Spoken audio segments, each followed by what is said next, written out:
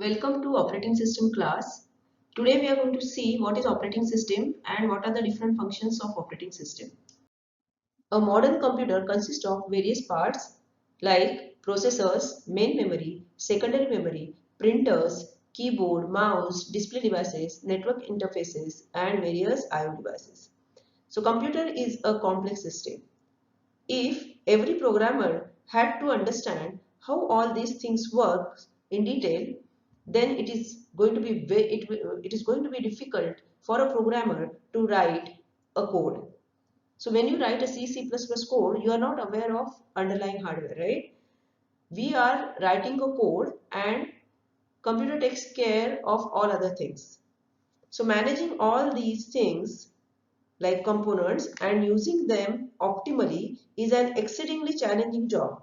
For this reason, computers are equipped with a layer of software called operating system. The job of operating system is to provide user programs with a better, simpler, cleaner model of the computer and to handle and manage all these resources. So here, the figure on the left hand side shows that there are three layers: application, operating system and hardware. Okay, so CPU, that is processors, IO devices, RAM is there in hardware, and whatever user is doing, okay, user is having this layer. So how this application is connected to the hardware?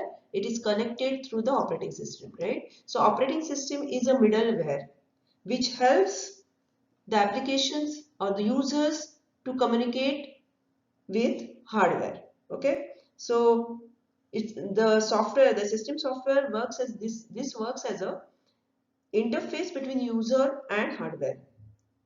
Okay, user have to write a program to access the devices if operating system is not available. What is the meaning of this? That if the operating system is not available and user wants to communicate IO devices or any hardware part of computer, then each user has to write a dedicated program for that particular hardware, and that is a very tedious job. So operating system takes care of this communication. Okay, so on the right hand side, the figure shows the placement of operating system. Here you can see there are two modes. Okay, there are two modes of operations of operating system. First mode is a user mode. Okay, this is a user mode, and second mode is called as a kernel mode. Okay, this is a kernel mode. This is a kernel mode, and this entire thing is software, and this portion is a hardware. Okay, this portion is a hardware. So hardware means all the physical things are there. Okay, hardware part. So what is kernel mode? In the operating system, the most fundamental piece of software runs in the kernel mode, also called as supervisor mode. In this mode, it has complete access to all the hardware and can execute any instruction the machine is capable of executing. Rest of the software runs in the user mode, in which only subset of the machine instructions is available.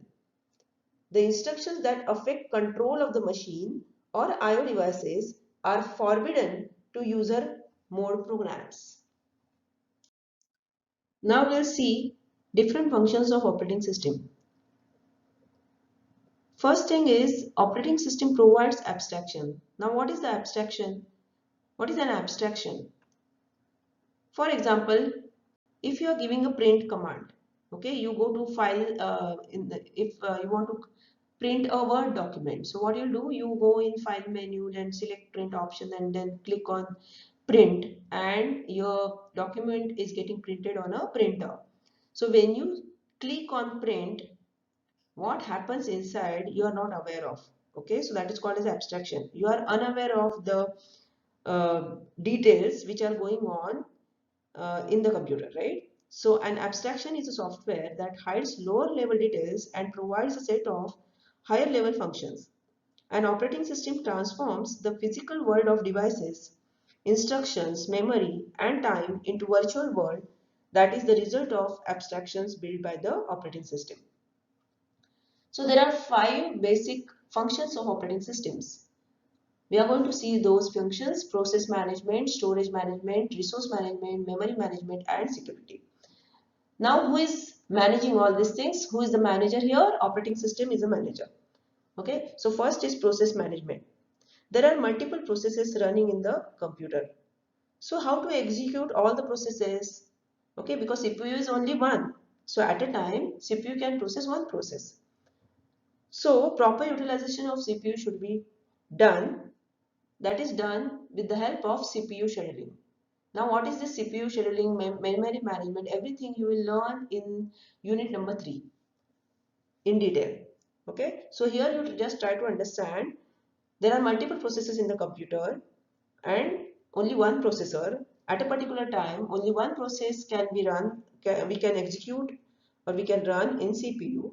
So proper utilization of CPU is done, that is called as CPU scheduling. Now what are these multiprocessors? For example, you are typing in the Word document, so your Microsoft Word is open. You are listening to a music, so media player is open. Then some in between you are browsing on the internet, so your browser is also open. So these are the multiple processes which are working simultaneously. Okay. Second is storage management. Now when you create a particular file or even you save a file, okay, how it is getting saved on a hard disk, that is called as storage management. So there also the proper utilization of the space should be done. Generally this is used in parallel processing and this entire thing is managed by operating system. The third one is resource management. The functions of operating system is to provide for an orderly and controlled allocation of the resources.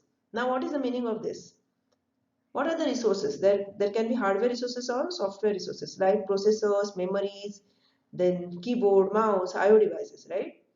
So if there are multiple programs wanted to access a particular device or particular resource, like for example, there are multiple applications which are asking the access of a common printer.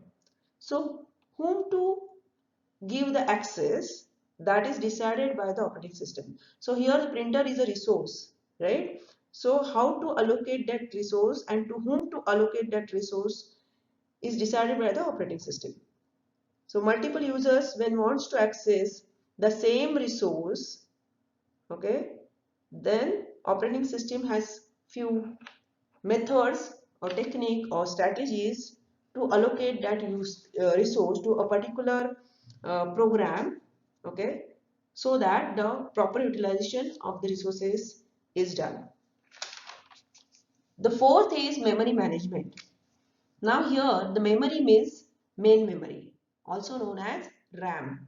Generally this is very important for multitasking and multi-programming systems. So this is related to allocation and deallocation of RAM. Whenever process is in executing state, it is brought in RAM. Okay. So as soon as the process is complete, operating system will remove that from RAM and allocate RAM to the next process. That is called as swapping. This entire concept we are going to learn in unit 3 properly. Okay. So why we are doing this? Because suppose there is process 1 which is executing, that's why it is in RAM. That at the same time process 2 wants to come in inside RAM. Okay, so as soon as process 1 has finished the job, we are removing process 1 from RAM and allocating RAM to process 2. Okay, and the fifth one is security. So the security is provided by operating system. Authenticate user should only be able to use the system. That is very important and that is also taken care by operating system.